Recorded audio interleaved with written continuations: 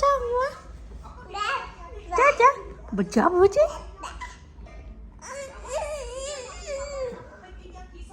ว่าจ้ายืนแล้วนะเอาบ่จ้าจ้าจ้าเป็นอะไรลูกฮะใครน้อยหนึ่งพี่น้องคนแบบจากดื้อจากลิ้นนะลิ้นกันน้อยหนึ่งแล้วก็เมื่อยแล้วก็นอนไอ้แง่งอยู่เรื่องเนี่ยนอนอยู่มันนี่อย่างไรอย่างน้ำทรายสโลมอยากน้ำใสสโลมก็ไม่เราเพิ่นได้เรื่องโอเค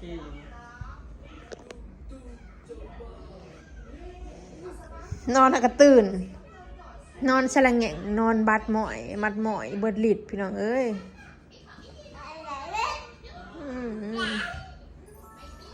แซงเป็นแซงโทรทัศน์เถอะลูกก็เสียตาบ้างมาเปิดแซงมันพอมันคำละ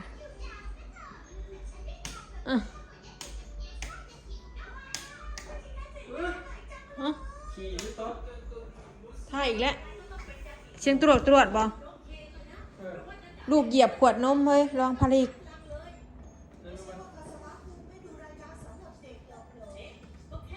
เบิ่งด้วย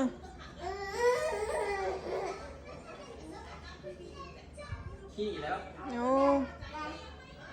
ถ่ายลายเถื่ออะไรได้มือถ่าย3 เถื่ออย่างนี้ได้ไหม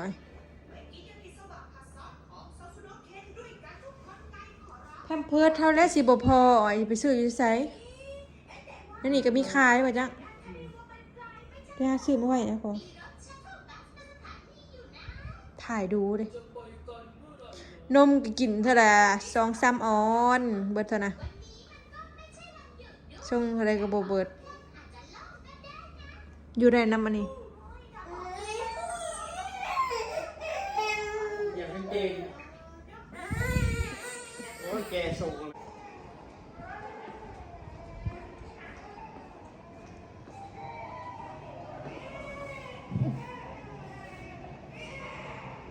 แม่นั่งถาตอนนี้นั่งถาอยู่หน้าห้องพี่น้องนั่งถาหมอเอาอาลิไปอาบน้ำได้ยินแต่เสียงแม่นั่นแบบเขาเป็นห่วงอะนะแต่ก็บ่ได้เป็นยังดอก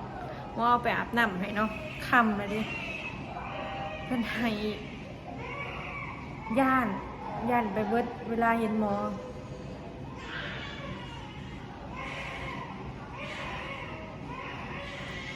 เสียงดุเขาเพิ่นยังไม่ได้กินตื่นมาแล้วก็ส่งนมให้กินเพราะว่าหมอกำลังเฮ็ดเขาให้เนาะบ่แม่นหมอพี่น้องมันมีผู้เฮ็ดอาหารแล้วก็เอามายายให้เนาะคนเสิร์ฟอาหารนะแม่บ้านแล้วก็หมอบอกว่าคนไข้หลายพี่น้องเด็กน้อยนะไข้หลายมันจะเด็กน้อยไข้เลยอยู่ในนี้มันบ่มีห้องรวมพี่น้องมันมีแต่ห้องว่ายังไงคือห้องพิเศษเบิดนะเป็นห้องเบิดจะเป็นหายเดลีดอาบน้ำซื่อๆลูก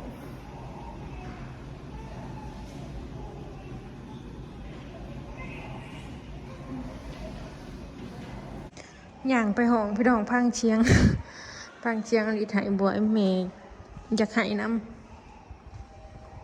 หายคือเจ็บปวดนี่ได้พี่น้องเลย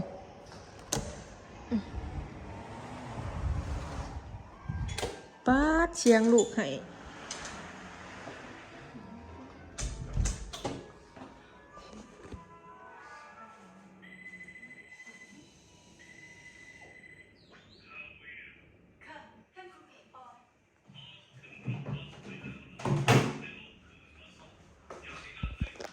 อลิส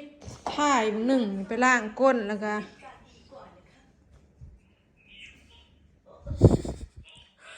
กระบะเวลาลูกไข่นะพี่น้องเอ้ยข้ามแล้วหมอเอาไปอาบน้ำให้ก็ได้ไห้เนาะคนบ่ลึงมันจืดบ่จืดกับหมอเห็นแล้วเจ็บจืดเลยแต่กับจืดหมอแทงเข็มญาติไห้แต่พอเมย์จับซื่อๆยังอยากจับมาถ่ายคลิปเลย ให้บอกเลย ฮะ มันถ่ายคลิปเลย ไม่คิดเลย ลูกนอนกินจังสิได้นอนเนาะพี่น้องลองเสียงด้วยหวยลาวมื้อนี้จะเข็ดหยัง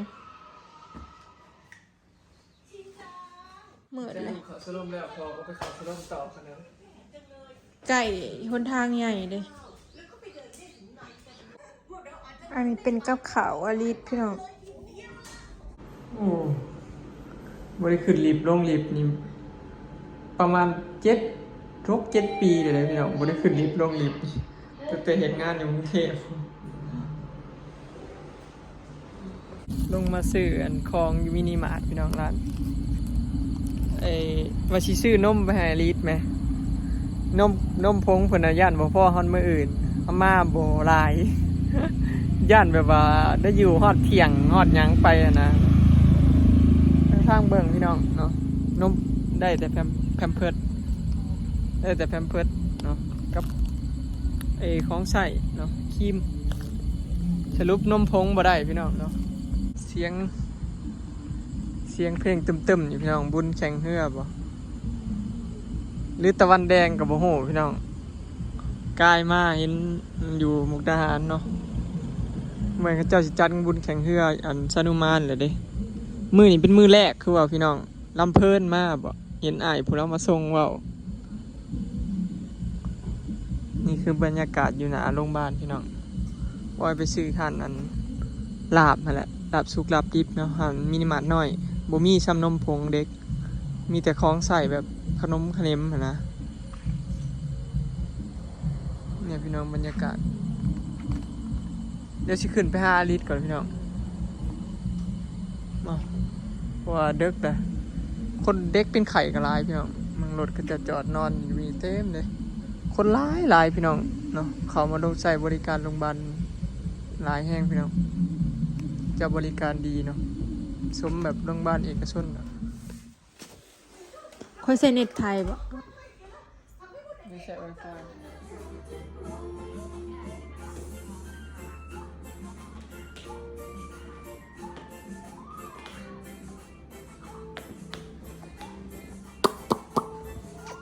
จะเอ้ยแม่มบ่ลูกแม่มบ่กาบกาบกา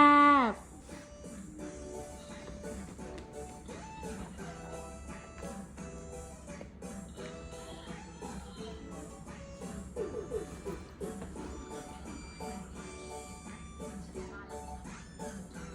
กาบกาบกาบเป็ดอาบน้ำในคลอง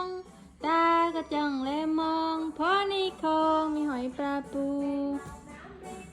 เฮ้ยดิใครแน่บ่ลูก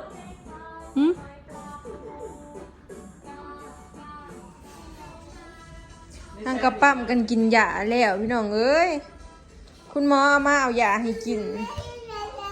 ในห้องท้องแตกเป็นเหงื่อแตกลูกเศร้าซะเด้อลูกเด้อสรุปมื้อนี้ถ่าย3 เถื่อรวมทั้งมื้อวานนี่แน่กลางคืนเมื่อคืนนี่แน่สิพอ10 เถื่อเลยเนาะ แม่จะ 7 เถื่อได้รวมเบิด หมอคนว่าให้ท้องเสียไปก่อนเพิ่นบ่ทันให้ยาดีท้องเสียพอเพิ่นให้ยาครับหยังก็ครับเชื้อหยังก็เชื้อแบคทีเรียออกไปตาม ดูด แม่ เชื้อแบคทีเรีย แม่ให้ออกไปตามจะ หมอว่าอลิสเป็นอันลำไส้อักเสบมาเลยพี่น้องแล้วก็เลยมีไข่เนาะ นั่งนั่งนั่งมานี่ อย่าเห็ดเพิ่นเลย เอาไปนั่ง เพิ่นอยากนอนเดี๋ยวสินอน มียายเนาะมีคุณยายกับตามาเยี่ยมอลิสได้อันตุ๊กตามาฝากแล้วก็พี่เราเป็นพยาบาลเนาะเราเป็นพยาบาลเราเฮ็ดงานอยู่ฟาร์มหมูมาเยี่ยมอลิสนี่พี่แล้วได้ตุ๊กตามาฝากอลิสอันนี้ของคุณยายเนาะของคุณยายกับคุณตาแล้วอยู่ในหมุกนี่แหละพี่น้องอันนี้ของพี่อันพยาบาลแล้วเป็นคุณหมอเนาะเว้ย สัตวแพทย์ เราเป็นสตาแพทย์บาบาดเฮาเอิญ รู้ไหมครับสัตวแพทย์ กับเงิน500 บาทให้อลิสขอบคุณจ้า ขอบคุณค่ะ ขอบคุณมากๆเด้อที่มาเยี่ยมอลิสเช้าไข่แล้วบัดนี้ เนี่ยมีคนมาเยี่ยมอะไรดีๆเช่าได้ป่ะเนาะ เช้าแล้วมื้ออื่นก็ได้มื้อเลยลูกกับเงิน500เนาะขอบคุณหลายๆเด้อพี่ คุณหลายๆเด้อมีที่มาเยี่ยม แล้วว่ามื้ออื่นคันถ่าออกแล้วให้โทรหาแล้วสิต้องไปส่งอยู่อันสนุมานเนาะเช้าแล้วเอาเสียงหันตัวโทรศัพท์ลงเลยได้สิพาเพิ่นนอนแหละพอดีสิถ่ายคลิปให้จบมีหยังกะกดเอิ้นหมอเพิ่นมาเนาะเพิ่นอยู่ในไกลๆนี่พี่น้องอันนี้เฮาอยู่สรรหาเนาะ เนี่ยเขาอยู่ชั้นห้า อยากซื้อหยังก็มีแต่ใส่บ่าวอ้อยพี่น้อง เมียย่านรีบหนี เมียคนบ่เคยขึ้นลิฟต์แม่ว่าดีมันนอกคักแบบไปนั่นไปนี่ก็แบบไม่ได้ขึ้นบันไดเลื่อนเลยเฮาก็บ่ค่อยได้ไปข่อยบ่กล้าข่อยยันเป็นขึ้นในหนัง บันไดเลื่อนคือย่านแต่แนวย่านคือคนขี้ย่าน ไข่ก็หังก็กินยาลดไข้เนาะมียาลดไข้มียาฆ่าเชื้อเพิ่นอยากนอนแค่ค้านั่นอ้อยกับจุลินทรีย์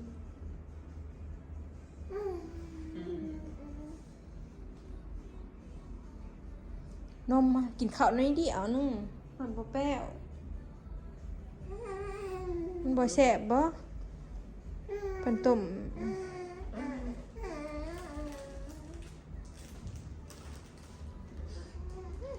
ให้เปลี่ยนที่นอน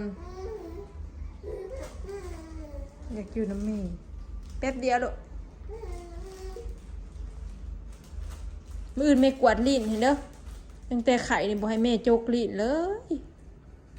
แฮงกินนมแฮงขาดบัดนี้แถวใกล้มันบ่มีพี่น้องมันมีแต่บิ๊กซีกับโรบินสัน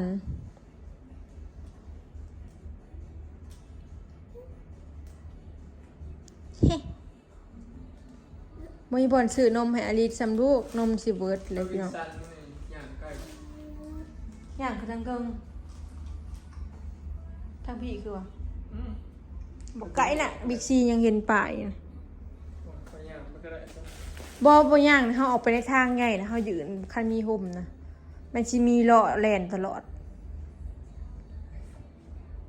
มันบ่ยากดอก ฉันก็ถามพยาบาลหรือรปภนี่นะโรงพยาบาลนี่ก็ได้มึงแนะนมอลิสนะพี่น้อง มันทำพยาบาลเขาแล้วมันบ่มีด่านตัวนี้ มีพี่แล้วมาเยี่ยมอลิสเท่ากับบุกะเก่งใจนะพาไปนมนางสิเบิดคุมแจงบ่ ไม่ยากหรอกขอย่างไปก็ได้ ย่างได้9 โมงเขาจะปิดทาง9 โมง 10 โมง เซเว่นมันบ่ได้ปิดหมดเลยดิกซี่มันบ่ได้ ปิดเบิดทันแหละ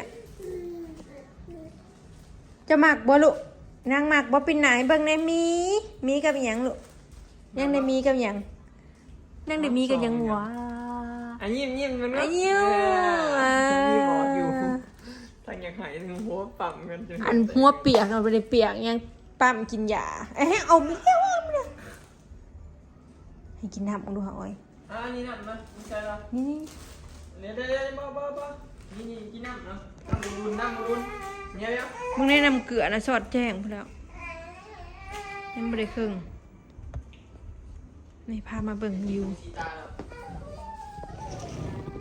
มากินน้ นะป่าบิ๊กซี ำกินยาหรือว่ากินน้ำเนี่ย เริ่มเงียบไปเนาะพอเชียด9 โมงเลยเดี๋ยวอลิศนอนก่อนพี่น้องเริ่มง้อแงแล้วมื้ออื่นก็คือสิได้เมื่ออยู่ประจักทาพังเบิ่งอาการโอ้อันนี้ต้องได้เมื่อต้องได้เศร้าได้ลุกขึ้นแล้วหมุนกวบเลยเม็ดเสร็จนี่ลูกเอ้ยแม่สิได้เมื่อคลายหน้าอะไรแบบนี้ คือสิบวันไปคลายหน้ามาจ่าย อยู่2-3 คืนนี่ก็จะได้คอเมื่ออยู่คลิปนี้ก็สิเก็บภาพบรรยากาศไว้ซะมีเด้อเป็นกำลังใจให้อลิศนี่เด้อ บ๊ายบาย บ๊ายบายลูก บ๊ายบายเนี่ยลูกบ๊ายบาย บ๊ายบายบ๊ายบายคนเก่งบ๊ายบาย สบายดี บ๊ายบาย สบายดี อ่ะจุบละจุบละ จุบละจุบละ จุบละ นี่จุบละ จุบละไอ้ จุบละจุบละ มื้อหนึ่งยังเฮ็ดอยู่ จุบละโอ้ย คุณยายกับอันพี่หรือชื่อเอิ้นป่าเนาะอลิศพี่แล้วเนาะ เอิ้นป้า แล้วเมื่อแล้ว